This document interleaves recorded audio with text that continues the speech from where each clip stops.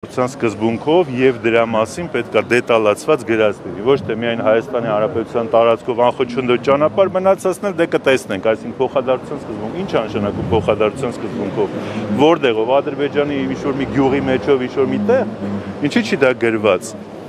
Եվ արդյոք մնացած բոլոր կոմունիկացիաները, որոնք օրինակ Իջևան-Ղազախ հատվածը, օրինակ Երևանից դեպի Նախիջևանով անցնող, դեպի Մեղրի տանող եւ մնացած հատվածը Հայաստանը Ռուսաստանի հետ երկաթգծով կապելու հնարավորությունները քննարկվում են արդյոք դրանք։ Միակողմանի զուտ ամերիկյան պատկերացումներով լուծումներ են հիմա առաջարկում։ Մենք չգիտենք Իրանի իրական դիրքորոշումը որն է, Իրանից տարբեր կարծիքներ են գալիս, մի տեսանկյունն ասում է, որ գոհ են, մյուս տեսանկյունն ասում է, որ հարցեր ունեն։ Նույնը ռուսական պարագայում, այսինքն դեռ այս չավարտված եւ դեռևս բազմաթիվ հարցեր պարունակող արտաքին քաղաքական եւ տարածաշրջանային գործընթացներում առողջություն։ Խոսել վերջնական լուծումների եւ վсё Նիկոլն արդեն խաղաղությունը բերել է, չի բերել։ Ես շատ ուրախ կլինեի, որ ես դրանում համոզված լինեի։ Շատ ուրախ կլինեի, որովհետեւ դա իրոք շատ կարևոր հենակետ է Հայաստանի զարգացման համար։ Բայց ես չեմ ուզում ինքս խաբվել եւ խաբել նաեւ մնացածը։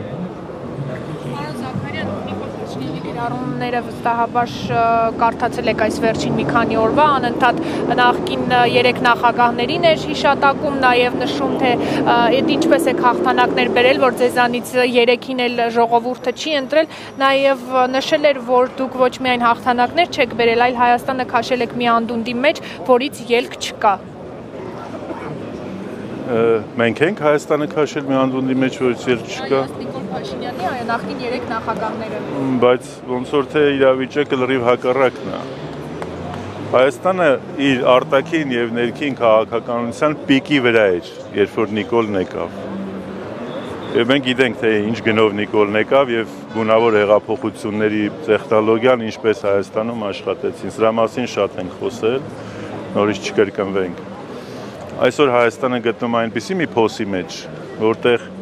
3 նախագահներին եւս 3 նմանատիպ փորձ ունեցող նախագահներ են պետք, որ խելքի տան այս իրավիճակից երկիրը հանեն։ Հենց որ ինքը իր մանիպուլյացիաներով, իր այսպես էքսցենտրիկ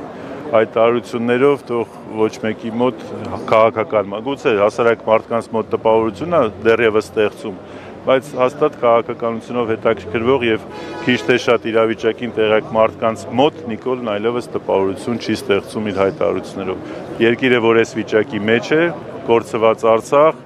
ջլատված զինված ուժեր, հարգանք եւ պատիվ եւ հնարավորություններ կորցրած Հայաստանի Հանրապետություն իր իմիջով,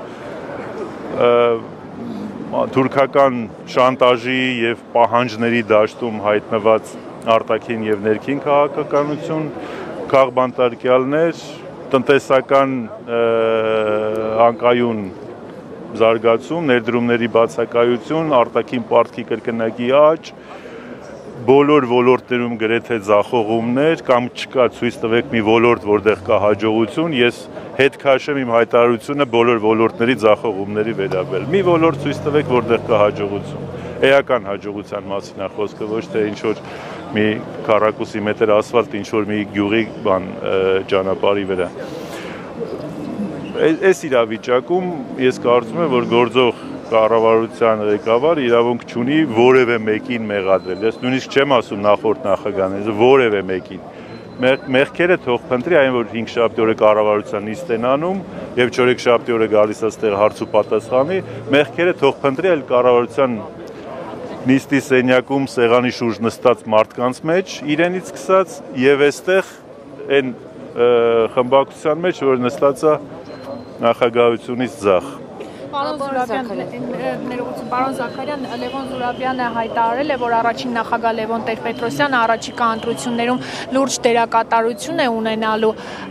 Երրորդ նախագահը ինչ մտադրություններ ունի, քանի որ նաև այստեղ հավաքված մարդիկ դուք եւ նաև պատիվ ունեմ խմբակցությունը բազմաթիվ անգամներ հայտարարել է, որ սահմանադրական եղանակով պետք է տեղի ունենա փոփոխությունը եւ ընտրությունների ճանապարհով։ Երրորդ նախագահը ինչ մտադրություններ ունի։ Այսօր դուք հավաքվել եք լուսաբանելու երրորդ նախագահի եւ հանրապետական կուսակցության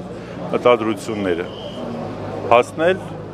կառավարության անվստահություն հայտնելու գործընթացի իրականացման։ Գործընթացը սկսված է, բայց կախված քաղաքական ուժերի մոտեցումներից, կախված հասարակության աջակցությունից, այն կամ կարճ ճանապարհ կանցնի կամ երկար ճանապարհ կանցնի։ Երկու դեպքում էլ ճանապարհը մինչև հերթական ընտրություններն են, եւ մենք հույս ունենք, որ հերթական ընտրություններին Հայաստանի Հանրապետությունը կարող է գնալ նոր ձևավորված կառավարության ժամանակավոր կամ խիստ ժամանակավոր կառավարության միջոցով։ Պարոն Զաքարյան, Հայաստանի եւ պատիվ ունեմի ձայները միասին անգամ օրակարգ չեն բերում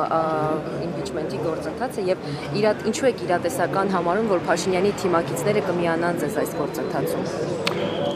Մենք տվյալ պարագայում Փաշինյանի թիմակիցների վրա չենք հույսներս դնում, հույսներս դնում ենք ազգային ժողովի ՔՊ խմբակցության բանականություն ունեցող հայրենիքի նկատմամբ, ապագայի նկատմամբ, իրենց նկատմամբ պատասխանատվություն ունեցող մարդկանց հետ։ Եթե 71-ից որևէ մեկը այդպիսին չի, ուրեմն հայ ժողովուրդը ինքը նաև հետևություններ ունի անելու։ Սա չի նշանակում, որ նվիրված են Փաշինյանին կամ նվիրված են գաղափարներին։ Իսկ ո՞րն է Փաշինյանի գաղափարը, որին նվիրվել են։ Հայրենիքը ծնկի բերելը, նվիրված են ծնկի բերելու գաղափարին։ Ուրեմն նվիրված են նաև Ադրբեջանին, նվիրված են նաև Թուրքիային, նվիրված են նաև Հայաստանի ծնկի բերելու ցանկություն ունեցող բոլոր արտաքին եւ ներքին խնդիրներին։ Ես կարծում եմ, որ ՔՊ խմբակցությունում կան մարդիկ եւ նրանք քիչ չեն, որոնք որ պատեհ պահի կարող են դրսևորել քաղաքական խիզախություն, քաղաքական պատասխանատվություն։ Հիմա չէ։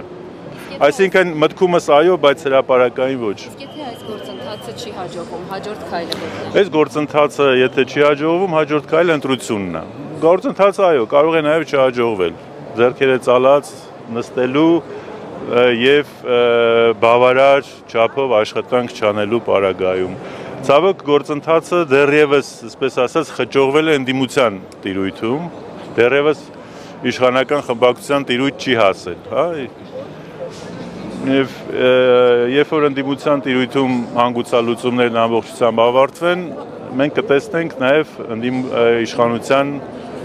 վարքը այս առումով։ Այդ դեպքում նաև հասարակությունն էլ շատ արագ ինքնակազմակերպվի եւ կարծում եմ մի ստվար հատված մեր ժողովրդի կկանգնի այս գործընթացի կողքին։ Շնորհակալ։ Պարոն Զաքարյան, Վալյուդա Գրիգորյանի սպանությանը փոքր անդրադարձ կատարենք ձեր կարծիքով, դա սա քաղաքական պատվեր է, թե ոչ, քանի որ հաշվի առնենք, որ Վալյուդա Գրիգորյանը ինքը հենց ընդդիմադիր գործիչ էր։ Դեք այն, որ արդեն ասենք երջանկահիշատակ Վալյուդա Գրիգորյանի նախ ուզում եմ ցավակցել նորից ցավակցել բոլոր հարազատներին, ընկերներին, բարեկամներին կատարված ողբերգության համար եւ ծանր կորստի համար եւ ոչ միայն Վալյուդային, այլ նաեւ երկրորդ մեր քաղաքացուն ոստիկանության աշխատակցին, որը բանդիտիզմի զոհադարձել։ Ինչ պետքա մտածեմ ես շարքային քաղաքացիս, երբ որ տեսել եմ, թե ինչքան ցավոտ է տարել ՔՊ-ն Փարաքյարում իր պարտությունը։ Ինչ պետքա մտածեմ ես, երբ որ այսպես ակնհայտ այսպես ոչրագործության, բանդիտիզմի էլեմենտներով սպանություն է կատարվում տեղական ինքնակառավարման մարմնի ղեկավարի նկատմամբ, ով ակնհայտ ընդդիմադիր գործիչ է։ Ես չեմ ուզում հիմա ասեմ, որ դա քաղաքական պատվեր է կամ դրա մեջ կա քաղաքական հանցակազմ։ Բայց դրա մեջ կա այս իշխանությունների մուրճը ճոճելու հետևանք։ Այդ որ մուրճը վերցնում ճոճում են, թող նաև հասկանան, թող նաև իրանց հաշիվ տան, որ այդ մուրճի ճոճելու գործընթացը հասարակության մեջ կարան նաև սխալ հասկանան։ Ոմանք հասկանան, որ եթե վարչապետ ընդդիմության դեմ մուրճա ճոճում, ուրեմն ես էլ կարամ գնամ ընդդիմադիր գործչին գնդակահարեմ։ ինձ բան չեն ասի, ոչինչ, կարող է նույնիսկ կանչեն ինչ-որ մի թաքուն տեղ գլուխը շոյել։ Կան չէ, կլինեն չէ, նման մարդիկ, ովքեր հենց այդպես կհասկանան այդ մուրճ ճոճելու գործընթացը։ Չի կարելի մի կողմից օրենքից խոսալ, իրավահավասարությունից խոսալ, ժողովրդավարությունից խոսալ, մյուս կողմից աշխարհի կամերաների առաջ պպզել ամբիոնի տակ մուրճ մանգալ ու սենց անիմաստ ժպիտով այդ մուրճը բարձրացնել ու 2000 մարդ էլ չես հասկանում ինչի են ծափարում, ինչն են ծափարում։ Ծափարելու հետևանքներն են, ցավոք։ Շնորհակալություն։